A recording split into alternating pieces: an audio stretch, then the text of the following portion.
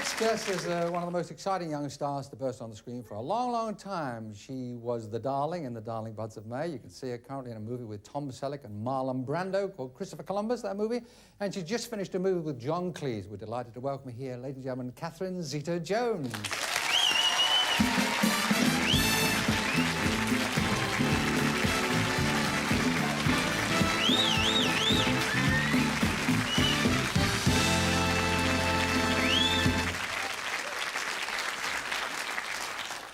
Well, we actually have met. Well, let's say we've met. I was at the Michael Jackson concert. So was I? Yes, well, your knees were in my back throughout the entire concert. Oh, I'm sorry. No, they were nice knees. How was my back? It was wonderful. It had a good effect on me.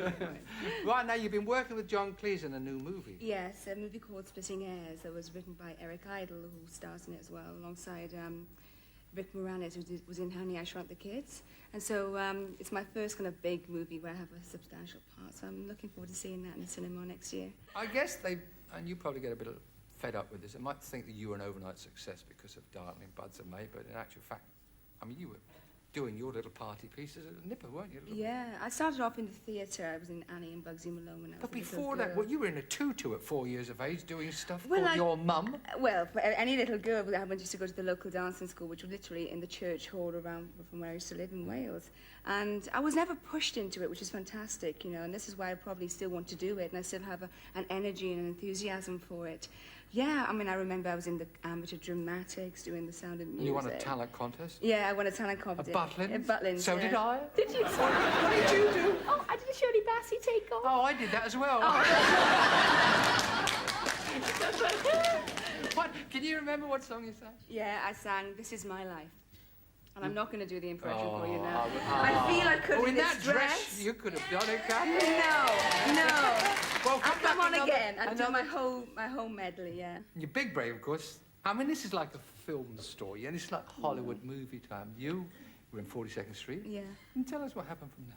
Well, I was a second understudy, and the girl who was playing the lead got sick, and the first understudy couldn't go on, so I had to go on, and it's kind of the same as the script, you know, that's what 42nd Street is about. That's right. The star breaks her ankle, and the chorus girl gets on, so... How much notice did you get before you were suddenly out there doing this stuff?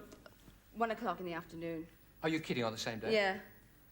But how much of it did you know? I mean, how much... I knew a lot of it. I'd been like about 2 months being the understudy, and I'd been watching in the wings, so I knew... What happened when the call came and someone said, get to the theatre? Oh, my main concern was to get my mother and my family up, and my parents, you know, get all my family up. Because you thought it'd be one night? Yeah, the one chance. And so I thought, well, I'm not going to get nervous, I've got to enjoy it.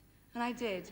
Cher, I'm told, is not your role model, but I'm just wondering where you want to go. What do you want to do? Because, I mean, you have a choice now, don't you? I mean, you got a record here that's on the buzz. Looks like it's going to happen.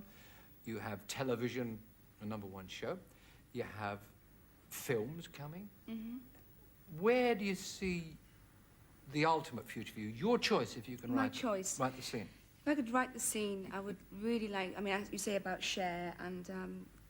yeah, I mean, I admire her that she can have Oscars for her acting ability and have a wonderful music career on a different level. Barbara Streisand has it. You know, she even directs her own things.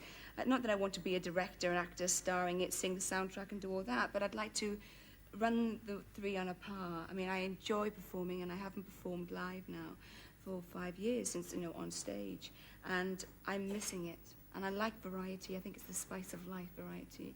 And if I can have the chance, which I am having now, to incorporate the three, then I would write that in the book. Well, we'll give you the chance now. We'll give you the chance to perform live on a stage. We have a stage. You have a new record. Yes. Called... For All Time. It's from Jeff Wayne's musical version of Spartacus. How did that come about? From a friend in Wales who knew Jeff during the 70s in the music scene, and he said, you should really send that video of you singing to Jeff. And I did. Was this before Darling Buds? Yeah, this was before. This is before the transmission. And so I did send it, and he said, come and have a look and come and have a listen and see what you think of these tracks. And I do the narration along with Anthony Hopkins, who was a fellow Welsh. You met Anthony, of course. Yes, I've met Anthony, who was completely... Couple of little Celts. Oh, yeah, it's a very Celtic project, actually. There's lots of Celt blood in there. So I narrated, and I sing 3 tracks, and this is the first single being released from the album, and it's called For All Time. Zeta Jones is going to sing For All Time.